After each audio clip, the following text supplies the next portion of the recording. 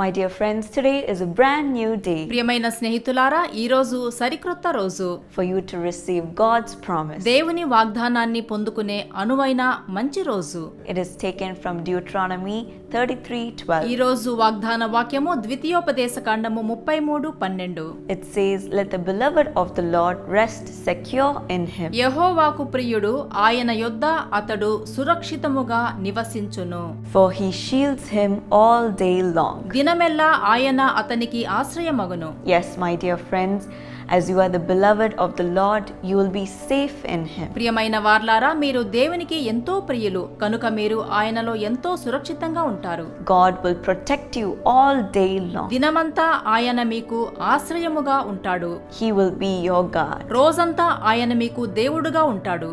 Yes, my dear friends, even in our life, we may have so many temptations of doing something makes our life easy. సాధారణముగా మన జీవితములో కొన్ని మనకిష్టమైన కార్యములు చేసి ఆ ప్రకారముగా మన జీవితమును తేలికగా చేసుకోవాలనుకుంటాము. Maybe making money in the wrong way so that we'll have a comfortable life very fast. తప్పుదారిలో డబ్బును సంపాదించి మన జీవితమును చాలా త్వరగా ఆనందించాలనే కోరికే ఏర్పడవచ్చు.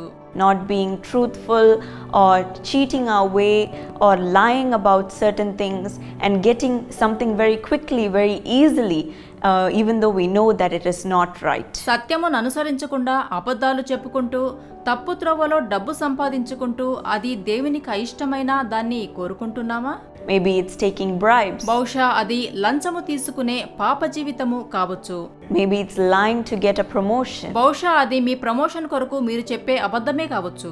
Maybe it's cheating in our exams. లేదా మీ యొక్క పరీక్షలలో చేసిన మోసము కావచ్చు. Or maybe it's faking our way in life so that we look good in front of others. ఇతరులకు మంచిగా కనబడుట కొరకు మన మార్గములను మోసకరముగా చేసుకొనుటయే కావచ్చు.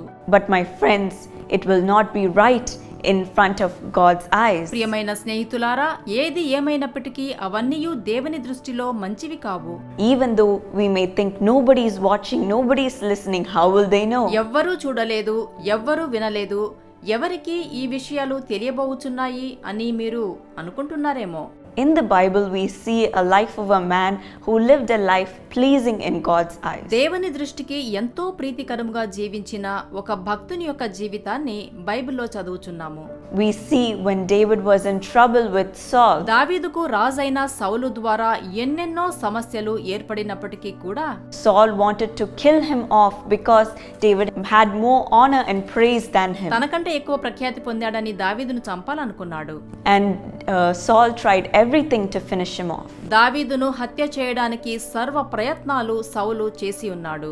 Even though David could have killed Saul in an instant, he did not do it. కొన్ని సందర్భాలలో సౌలును చంపే అవకాశం దావీదుకు వచ్చినా దావీదు అలా చేయలేదు. He could have easily gotten rid of the trouble that Saul was giving him. సౌలు పెట్టే ఇబ్బందులు లేకుండా శాశ్వత పరిష్కారానికి అవకాశమున్నా అతడు చేయలేదు. He had many chances. మంచి మంచి అవకాశాలు దావీదుకి ఇవ్వబడ్డాయి. But then he said, అయినా అతడేమన్నాడంటే this man was anointed by God, ఇతడు దేవుని యొక్క అభిషేకము పొంది ఉన్నాడు అని చెప్పాడు. so I shouldn't touch him, అందుచేత ఇతనికి నేను హాని చేయను. because he did what was pleasing in his sight. ఎందుకంటే దావీదు దేవునికి ఇష్టమైన విధంగా ప్రవర్తించాడు గనుక. As David was patient, God had honored him at the right time and made him king. దావీదు ఓర్పుతో జీవించినందుచేత సరియైన సమయంలో రాజుగా అభిషేకించాడు. We see in Psalm 19:14. ఈ సందర్భమునే కీర్తనలు 19:14లో మనము చదువుచున్నాము. We see this prayer of David. అక్కడ దావీదు ఒక మంచి ప్రార్థన చేస్తూ ఉన్నాడు.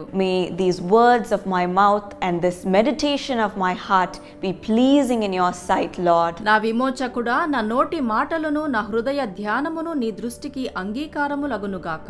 So every word, every action that we do should be pleasing in the sight of the Lord. కనుక మన యొక్క ప్రతి క్రియ ప్రతి మాట దేవుని దృష్టికి అంగీకారంగా ఉండాలి. No matter who's watching, అది ఎవరైనా చూస్తున్నా కానీ ఎవరు చూడకపోయినా కానీ God is always watching over us. దేవుడు మిమ్మను అన్ని వేళలా చూస్తూ ఉన్నాడు. When we are pleasing in His sight, God will be our shield and protect us, and we will be safe in Him. దేవుని దృష్టికి అంగీకారంగా ఉంటే ఆయన మీకు రక్షణ కవచంగా ఉంటాడు. ఆయనలో మనం సురక్షితంగా ఉంటాం. Even in David's life, we see in Psalm 78-72. కీర్తనలు 78-72లో మనం చదివామంటే దావీదు యొక్క అనుభవం అక్కడ చెప్పుచున్నాడు. David shepherded them with integrity of heart. దావీదు ఎంతో యథార్థతతో తన యొక్క గొర్రెల బాధ్యతను వహించినట్లుగా మనము చదువుచున్నాము. With skillful hands he led them. నేర్పరి అయి అతడు నడిపించినట్లుగా మనము చదువుచున్నాము. So our heart should always be pure. కనుక మన హృదయం ఎల్లప్పుడూ నిర్మలంగా ఉండాలి.